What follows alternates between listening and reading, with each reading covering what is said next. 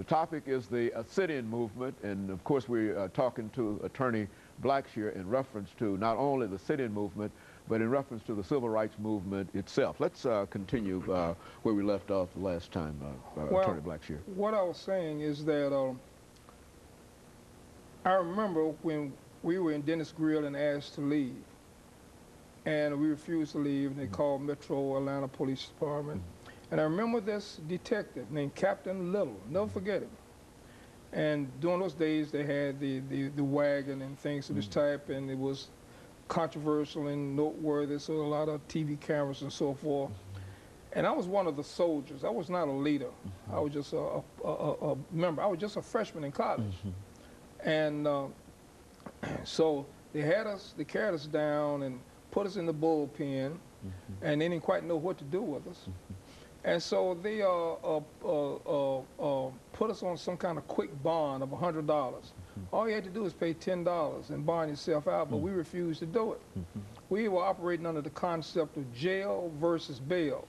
We wanted to go to jail to dramatize the treatment of black people in the South. So that's why we wanted to go to jail and didn't want to get bailed out. So they put us, I remember me and a person from Clark College. I don't know his name, I just remember his nickname was Puddin'. We were put in a cell that night with 14 hardened criminals.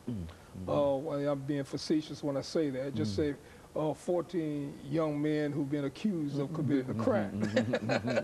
They may have been innocent. And we ended up socializing them. We started increasing their consciousness.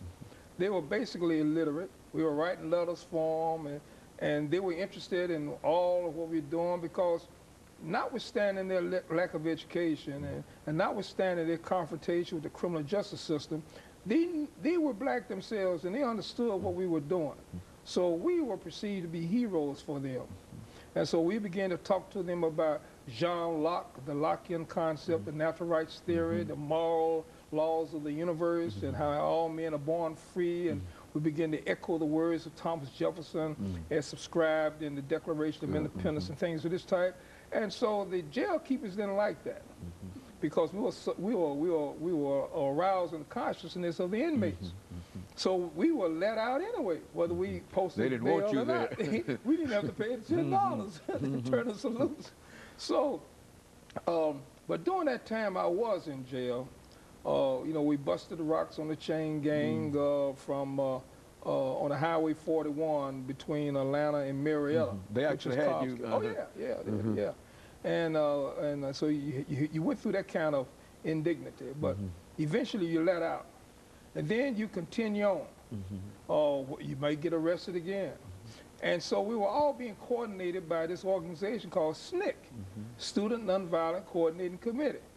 Every college, Tennessee State, Morehouse, all the colleges had the little individual student organizational groups that were doing it. You needed one big national organization to coordinate these efforts. And that's why SNCC was formed, out of the necessity to do that. And so Julian Bond, as I said, became the director of communications, and John Lewis became the chairman in 1963. Now, I'll tell you why this is important. You remember the March on Washington? And we pretty much center our attention on Martin Luther King's speech.